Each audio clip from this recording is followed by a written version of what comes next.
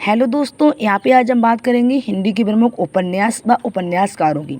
तो यहाँ पे मैं बात महिला उपन्यासकारों की करूँगी। यहाँ पे मैं जानूँगी कि हिंदी की जो प्रमुख महिला उपन्यासकार हैं, इनके उपन्यासों को हम ट्रिक के माध्यम से किस तरह से आसानी से याद करें। तो मैंने यहाँ पे बहुत ही आसान ट्रिक बनाई हुई है। आप लोग पूरी वीडियोज़ को देखिएगा, अच्छे से समझिएगा। उम्मीद करते हैं इससे आपको काफ़ी लाभ होगा और इससे जो भी रचनाएँ हैं वो लॉन्ग समय तक आपको याद भी रहेंगी। सबसे पहले मैं बात करूं जो हमारा उपन्यास है, इसका अर्थ क्या है। तो जो अध्यायों या प्रकरणों में लिखी हुई ऐसी कल्पित और बड़ी आख्यायिका जिसमें अनेक पात्र और विस्तृत और सुसंबद्ध घटनाएं होती हैं, वो हमारा उपन्यास कहा जाता है। जैसे मैं बात करूं उपन्यास को गुजराती भाषा में क्या कहते हैं, तो उसे हम नवल कथा कहते हैं, मराठी में कादम्बरी और बांग्ला में नोवेल कहते हैं। तो यहाँ पे आज हम बात करेंगे हिंदी की महिला उपन्यासकारों को ट्रिक के माध्यम से हम किस तरह से याद करें। तो यहाँ पे मैंने कुछ महिला का उपन्यासकार दी हुई हैं जिनकी ट्रिक बनाई हुई है। आप लोग पूरी वीडियोज़ को देखिएगा और अच्छे से समझिएगा। उम्मीद करते हैं इस वीडियो से आपको काफ़ी लाभ होगा। जैसे सबसे पहले अगर मैं बात करूँ शिवानी की, तो शिवानी की जो भी ट्रिक से मैंने उपन्यासकार लिखे हुए हैं वो हम बात कर ले रहे हैं, ठीक है। जैसे क्या है, कृष्णकली भैरवी विष कन्या ने 14 फेरे लिए। अब जो भी हम ट्रिक पढ़ेंगे उसे पहले अच्छे से समझेंगे और देखेंगे, इसके बाद उसे हम याद करेंगे तो वो चीज़ हमें आसानी से याद होगी। जैसे क्या है, जैसे हमने ये ट्रिक पढ़ी, ठीक है, फिर जो भी हमारे आसपास की चीज़ें हैं उनसे उनका संबंध जोड़िए, कनेक्शन जोड़िए, तो वो चीज़ आपको और भी आसानी से समझ में आएगी। जैसे कृष्णकली भैरवी विष कन्या ने 14 फेरे लिए। अब भाई 7 फेरे तो कॉमन है, लेकिन जो कृष्णकली भैरवी और विष कन्या स्पेशल कन्याएँ हैं, तो इन्होंने 14 फेरे लिए थे। तो इस तरह से थोड़ा हम समझेंगे, वो तो चीज़ हमें आसानी से याद रहेगी। नेक्स्ट है स्वयं सिद्धा रतिया शमशान चंपा रति विलाप ने कहा। तभी वहाँ से जो स्वयं सिद्धा और रतिया शमशान चंपा रति विलाप है वो आते हैं और कहते हैं कि आप मुझे करिए क्षमा, मतलब क्षमा कर दीजिएगा। तभी वहाँ मणिकृष्णली और विवर्त भी आ जाते हैं जब ये बात देखते हैं। तो इस तरह से क्या है, मतलब जो स्वयं सिद्धा रतिया शमशान चंपा और रति विलाप है, इन्होंने कृष्णकली भैरवी और विष कन्या को 14 फेरे दिलवा दिए हैं। बाद में ये लोग माफ़ी भी मांग रहे हैं।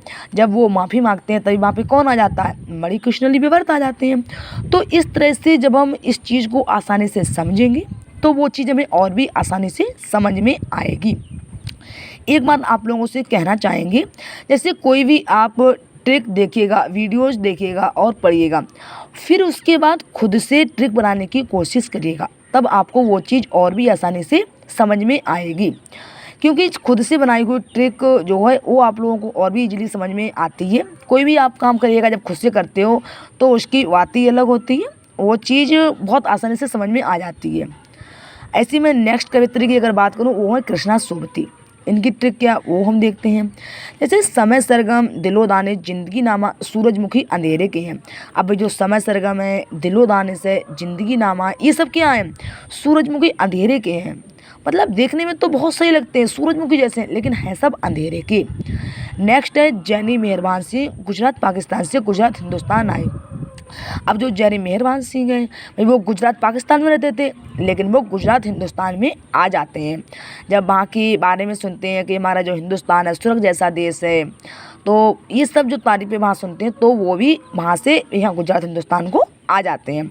इस तरह से जब हम सेंस लगाएंगे, अच्छे से समझेंगे, तो वो चीज़ हमें आसानी से समझ में आएगी। तो मैंने यहाँ पे जो महिला उपन्यासकारों की ट्रिक बनाई हुई है, उसके जो भी मेन उनकी रचनाएं हैं उनके नीचे अंडरलाइन की हुई है, ठीक है। जैसे यहाँ पे कृष्णकली भैरवी विष कन्या 14 फेरे स्वयं सिद्धा रतिया शमशान चंपा रति विलाप करिए क्षमा मणि कृष्णली विवर्त।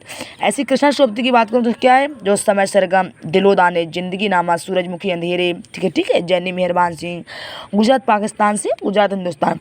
इस तरह से सबसे पहले तो हम उनकी जो भी ट्रिक है उसे पढ़ेंगे, इसके बाद जो रचना है उन्हें अलग अलग डिफाइन कर लेंगे, तो वो चीज़ हमें और भी आसानी से समझ में आएगी। इसके बाद आप लोग खुद से वो ट्रिक बनाने की कोशिश करिएगा। जैसे ये ट्रिक आप लोगों ने देखी, वीडियोस देखी, अच्छे से ट्रिक पढ़िए। इसके बाद जो भी हमारी अन्य रचनाएं हैं उनकी ट्रिक आप खुद से बनाइएगा, वो चीज़ आपको बहुत आसानी से समझ में आएगी। क्योंकि मैं खुद ऐसा करती हूँ, कोई भी चीज़ जैसे मैंने देखी मैं चाहे वो ऐसा नहीं है कि मैं हिंदी में ही बनाती हूँ ट्रिक।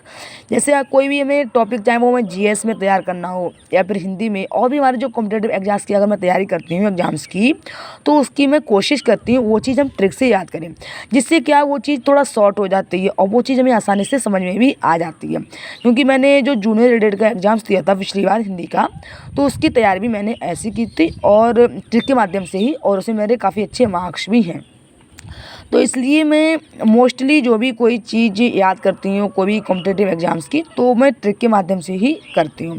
बाकी आप लोगों को जैसा सही लगे करिएगा, बट मेरी राय तो यही है, आप लोग भी कोई भी चीज़ पढ़िएगा और ख़ुद से थोड़ा सेंस लगाइए। जो हमारे आसपास की, जो हमारे इन्वायरमेंट में चीज़ें हैं, उनसे उनका कनेक्शन जोड़िएगा, तो वो चीज़ आपको और आसानी से समझ में आएगी। क्योंकि मैं तो ये मतलब सोचती हूँ, जैसे अगर मुझे इस चीज़ से लाभ होता है तो मेरे बाकी भाई बहनों को भी मोस्टली इससे लाभ ही होगा। ऐसे में नेक्स्ट कवित्री की बात करूं, जैसे मन्नू भंडारी हैं, इन्होंने क्या कहा, जैसे आपका बंटी महाभोज स्वामी। अभी क्या इसकी मैंने ट्रिक बना ली, ठीक है, तो अब हमें एक ही लाइन में याद हो गया, अभी आपका बंटी क्या है, महाभोज स्वामी। अब अलग अलग हम डिफाइन कर लेंगे, जैसे क्या बंटी महाभोज स्वामी, तो ये क्या है, मन्नू भंडारी की रचनाएं हैं। नेक्स्ट हमारी कवित्री आती है उषा प्रियंवदा। इनकी क्या, अंतर्वंशी नंदी की शेष यात्रा करते हुए भैया कबीर उदास है, 55 खंबे लाल दीवारें रुकोगी नहीं राधिका। तो ये सब क्या इनकी ट्रिक है। अब अलग अलग जैसे हम डिफाइन करेंगे, जो उनकी अंडरलाइन क्यों इनकी रचनाएं हैं, जैसे अंतर्वंशी नंदी की शेष यात्रा, भैया कबीर उदास, 55 खंबे लाल दीवारें रुकोगी नहीं राधिका। तो इस तरह से भी मैंने बात की थी हिंदी की प्रमुख महिला उपन्यासकार और उनके उपन्यासों की। तो यहाँ पे मैंने इनकी बहुत ही आसान ट्रिक बनाई हुई है। आप लोग पूरी वीडियोज को देखिएगा, अच्छे से समझिएगा और फिर खुद से ट्रिक बनाने की कोशिश करिएगा। वो चीज़ आपको बहुत आसानी से समझ में आएगी। मोस्टली जो भी हमारे टीजीटी पीजीटी एलटी के जैसी हिंदी के एग्जाम्स हैं, इससे रिलेटेड जो हमारा लिटरेचर है 60% पूछा जाता है। तो आपको रचनाएं याद करनी पड़ेंगी, क्योंकि हम भी ऐसा ही करते हैं। आप लोग भी भाई देखिएगा, खुद से सेंस लगाइएगा और अच्छे से वीडियोज को देखकर समझिएगा ट्रिक को। उम्मीद करते हैं इससे आपको लाभ होगा। और अगर हमारी वीडियोज आप सभी को पसंद आए तो उसे लाइक, सब्सक्राइब और शेयर करिएगा।